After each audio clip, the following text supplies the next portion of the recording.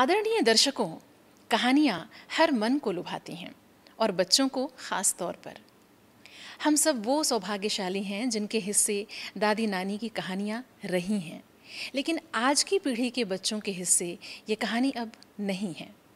लेकिन साहित्य इस कमी को पूरा करता है और एक ऐसे ही अंग्रेज़ी भाषा के विश्व प्रसिद्ध साहित्यकार हैं रस्किन बॉन्ड, जिन्होंने बच्चों के लिए 500 से भी अधिक लघु कहानियाँ लिखीं।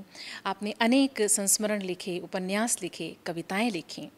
साहित्य के प्रति आपके अवदान को देखते हुए भारत सरकार ने आपको सन 1999 में पद्मश्री और सन 2014 में पद्म भूषण से विभूषित किया है। तो आइए एक मुलाकात करते हैं विश्व प्रसिद्ध लेखक श्री रस्किन बॉन्ड से। आपसे बातचीत कर रही हैं doctor Pallavi Rao Chaturvedi.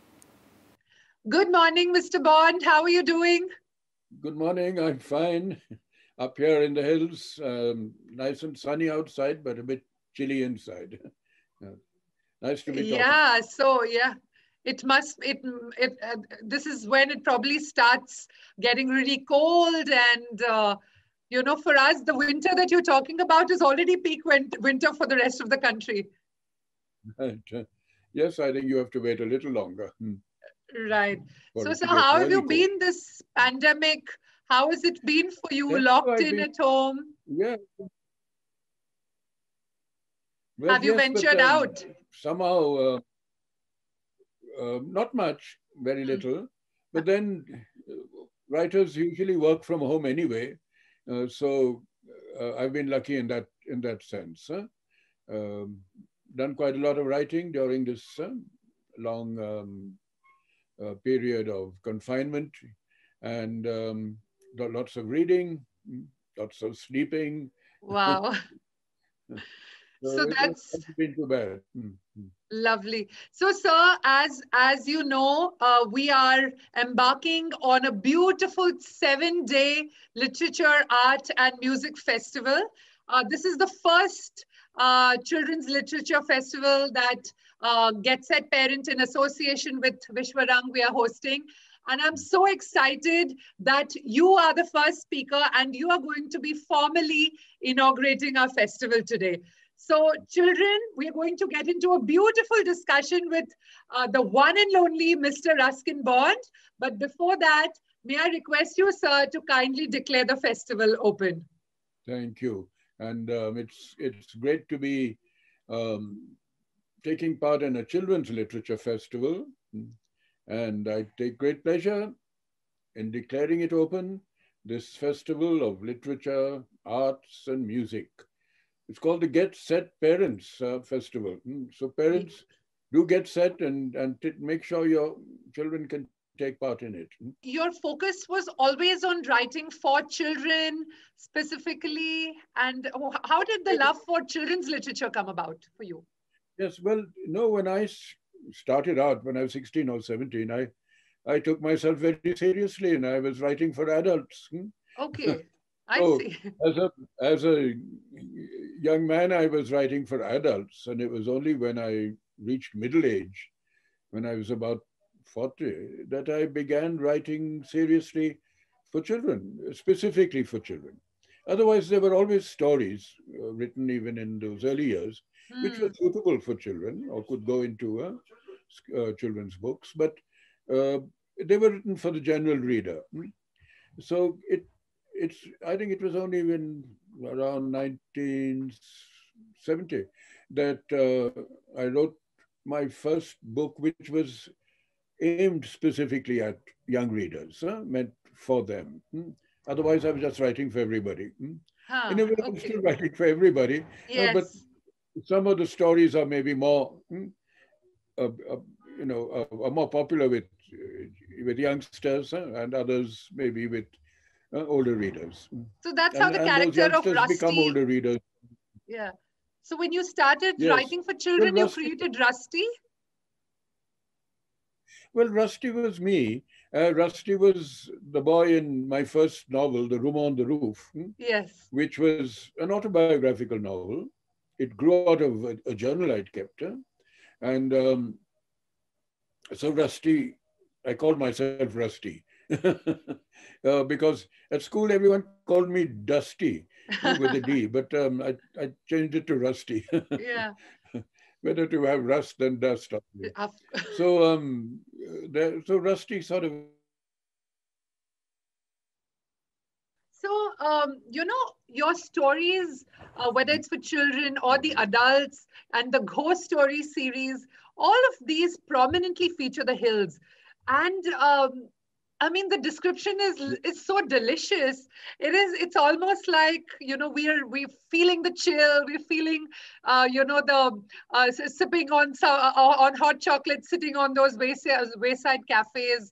So, what's been the role of the hills in your life and in your stories? What's the story behind that? Well, up to 1964, when I was 30 years old, up to that time, I'd been living largely in cities. All I'd right. been 4 or 5 years in Delhi, 3 or 4 years in London. So, and after some time, I felt I wasn't writing as freely and naturally as I wanted to.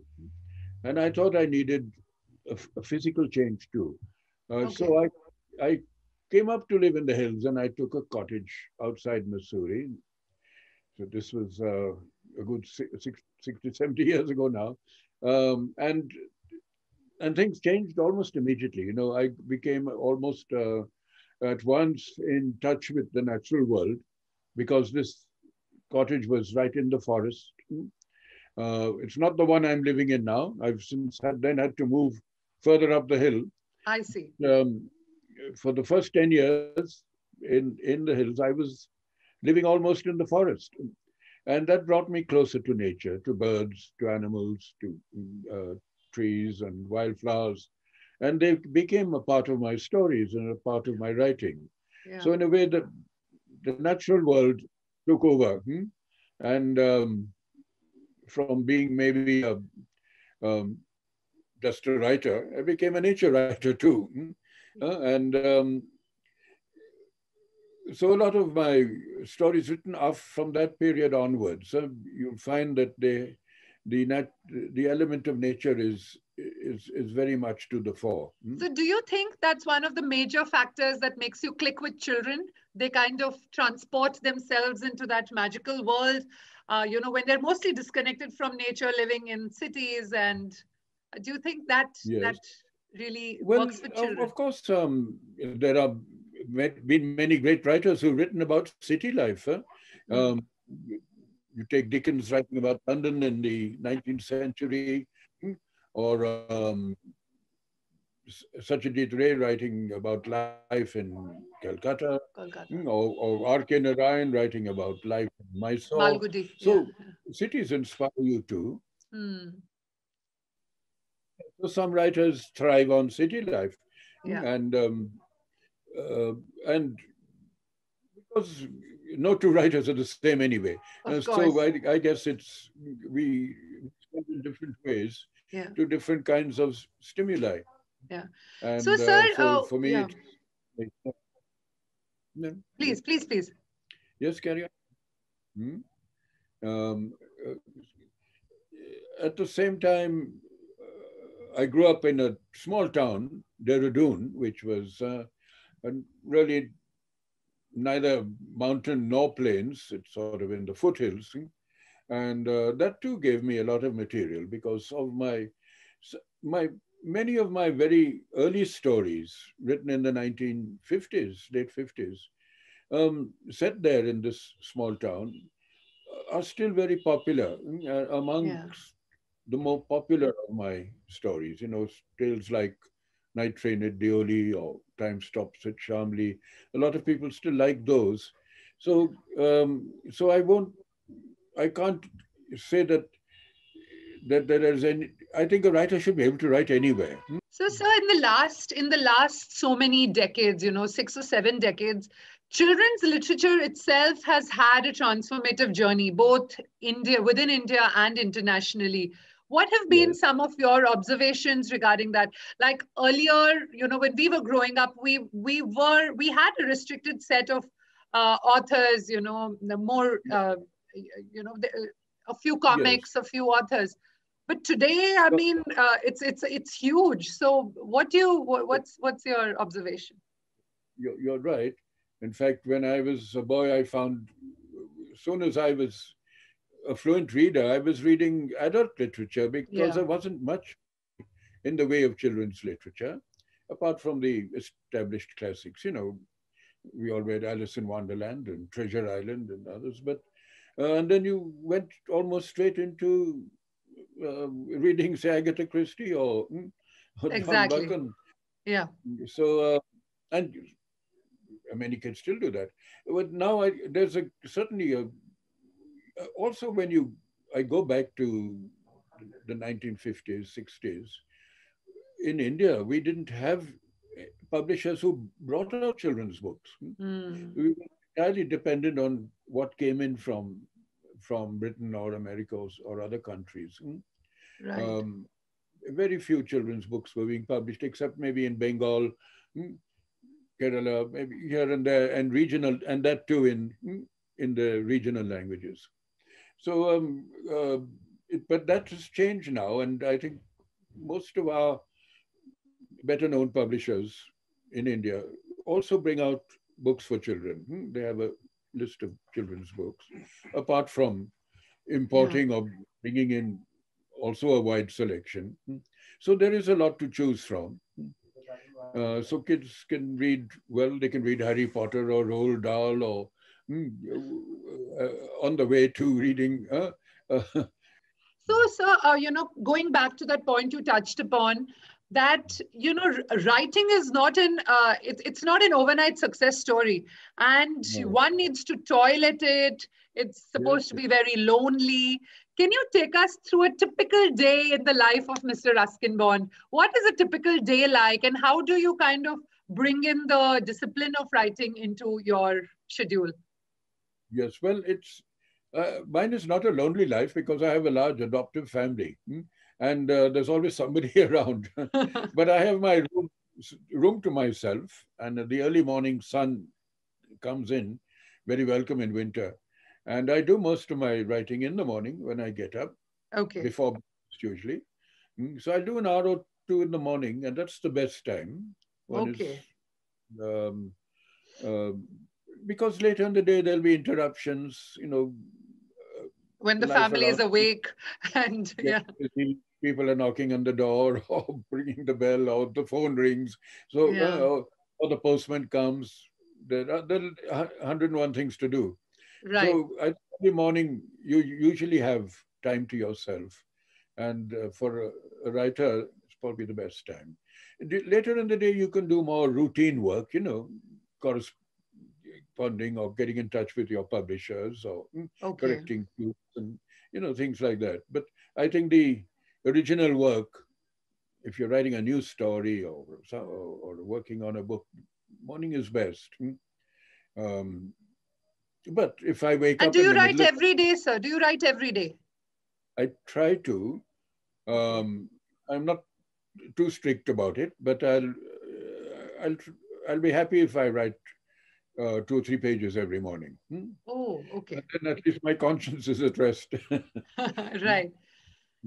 And but if, say, I get an idea in the middle of the night, well, I'm not going to sit down and write the story then, but I'll put on the light and jot it down so that it's not forgotten.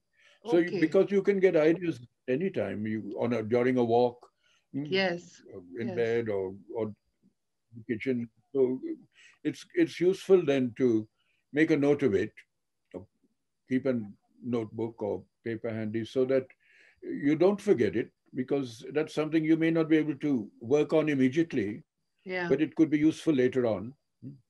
An idea for a story, or just a thought or a reflection or a memory. Right. So in a way, you're working all the time, because you're a writer. Your mind is ticking. Your mind is on, and you're absorbing the life around you. Sometimes very often consciously. Yeah. You know, if I go to some festival in town, I would go with the idea that I might be able to write something about it, and therefore be looking for Yeah. something to write, Scouting for a few looking for inspirational moments. Yeah. looking for happiness. So, So, sir, in your day, do you have any technological disturbances? So, do you watch any seasons? Are you on Netflix or any of these streaming channels? technologically illiterate. That's why just Ah, now I had to depend on my grandson Siddharth to put me in touch with you, or Shristi, or one of the others. And but I do. Well, I watch television, and okay. if somebody puts on a nice film on this laptop, I'll watch that too, as long as I Okay. don't have to do all day. So, sir, any tips you have for children or young adults who want to start seriously getting into creative writing? What are those 2 or 3 things they should keep in mind when they embark on a serious commitment towards writing? Yes, that's. Well, have something to say. You have to, if you know what kind of writer you want to be, you want to be Okay. tell stories, or you want to maybe write history or biography, or be a scientific writer. Also, you must have confidence in your language. That is, you must be fluent in whatever language you're going to write in, whether Mm. it's English or Hindi or any other language in the country. You you must be confident and of your fluency. At least be reasonably correct grammatically, Right. uh, and be able to put sentences together in a good in an attractive way. Use words in an attractive way. Be original too. Be different. Not try to write like everybody else. Um, so so those are I think the basics. Have ideas. You need ideas. You need some imagination, not too Yeah. much. After all, you need imagination if you're going to write fantasy. Yeah. But if you're a realistic writer like I am, you don't have to be highly imaginative. Um, then then be regular with your writing. Another Discipline. thing is Yeah. discipline, and also don't give up easily, because as I did, you're bound to in early days have disappointments in trying to get published. You may not, your work may not get published for some time. It might come back to you from editors or publishers. So you could easily get discouraged. I've known over the years young writers who were talented, but because they had early rejections that they sort of got discouraged and went and did other things. They went into Mm. advertising or into Okay. journalism, things like that. So, yeah, so don't give up easily. That you have to be, if you're truly committed and want to be a writer, you must stick with it for some time. Yeah. And remember that if your work is good, you are entitled to a reward. I've always felt that a writer should be paid for what he or she does if it's good, and if people are reading it. Whereas a lot of nowadays youngsters and oldsters too, who are impatient to get into print or want Yeah. to see that byline on a book, might Yeah. spend their own money, spend a couple of lakhs to get their book Published. Yeah. printed, Yeah. because they're in a hurry. And they might be disappointed then if that book doesn't take off, or if it's Mm. Mm. because it maybe they should have waited longer, or work more on it, or Yeah. waited a bit, not been Yeah. too impatient.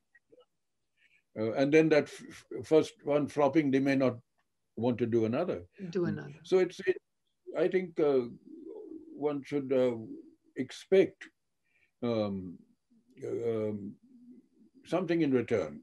Well, that's how I made a living from it all Yeah. these years. Yeah.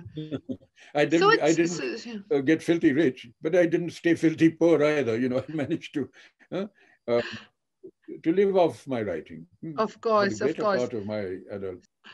So I wanted to touch on your ghost stories a little bit. So you've had this as a consistent genre in your writing, and I'm personally a fan of your ghost stories. And I used to actually think that how many plots could be there in ghost stories. It's typically these three or four things, but you've managed to churn out several short stories.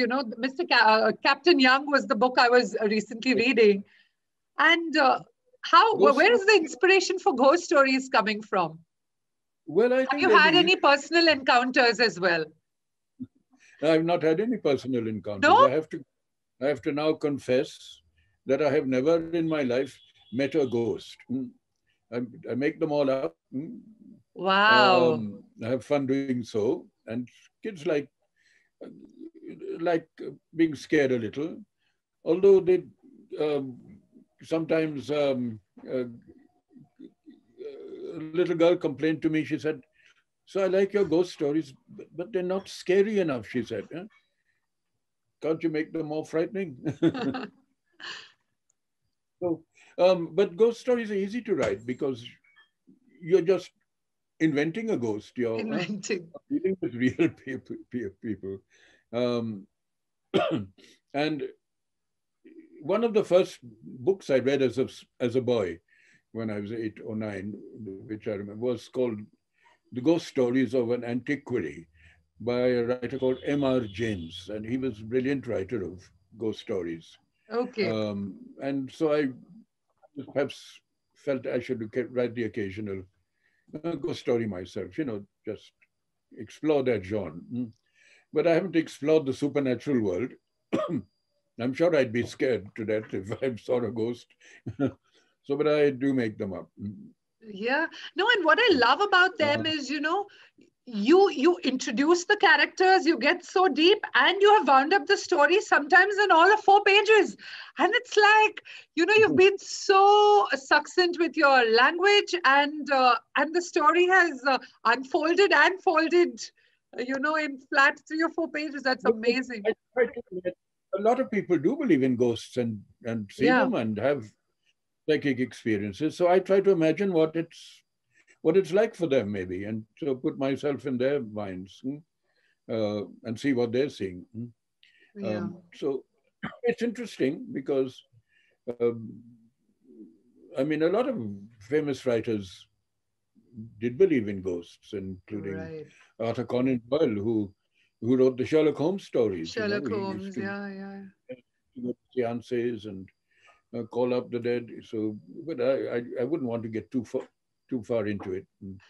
I just during this coronavirus um, epidemic, I've been writing a few news stories, Okay. and I've written a couple of ghost stories. One of them is about it's not exactly a ghost story. It's about a girl who at night turns into a leopard, and Oh, by day there's a man who's in love with her, but in the evening when the sun starts going down, she wants to kill him.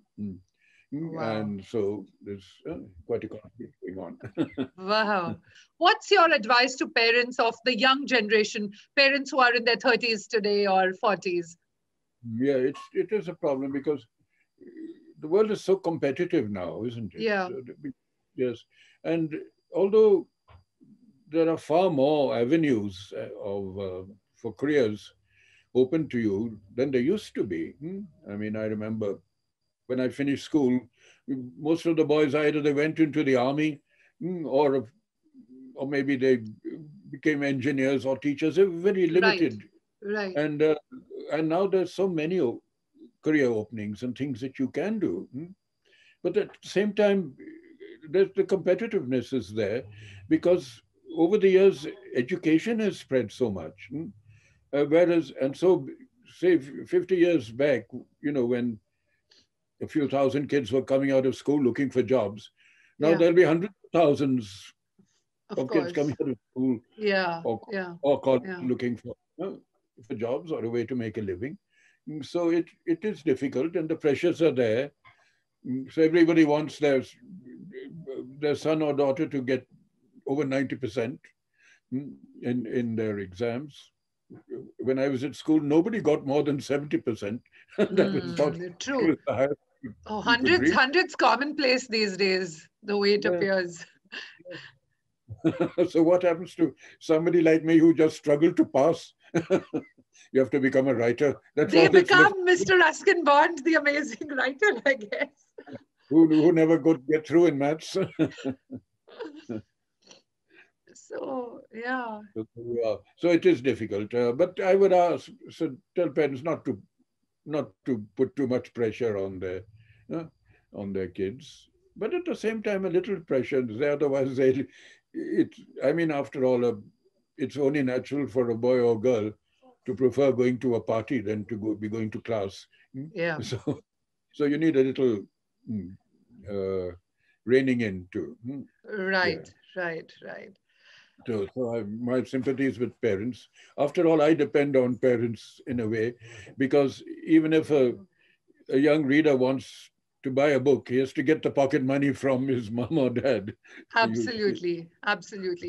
So, sir, which are those 3-4 books from your collection you would recommend to our young readers that parents should go out and get there? I have a few of the books here. This is the Great Stories for Children. Yeah, that's and I have the popular one. The Essential. They're very popular, yes. And the Whistling Schoolboy. This is adorable as well. They're all doing well, those three. Yes, it's a good selection. Thank you. And the Ghost Stories ones as well. I have a book published called How to Be a Writer, which might be useful. That's, How to Be a Writer for kids or parents as well. Anybody could. Yeah, it came out just 2-3 weeks back. It might be. Hopefully it will be helpful. So thank you, sir. Thank you. I've had a wonderful chat with you. And, all our wonderful readers who've always been curious to get into, the life of Mr. Ruskin Bond. Thank you for inviting us into your living room in Mussoorie and, spending a beautiful chilly morning with you. And it's been such a pleasure. To you and good luck to all of you. Thank you. Thank you so much. And so dear children, today was the first day and stay tuned because we have the US Puppet Theatre coming up with a wonderful puppet show next. So don't log off. And tomorrow we have a wonderful storytelling session and meeting the author of the boy who loved his numbers, the story of Ramanujan, and a lot of art workshops as well tomorrow. So stay tuned. Thank you, Mr. Bond, again. And do take care of yourself. And we can't wait to get hold of the next collection of stories that you release. Thanks. Thanks a million.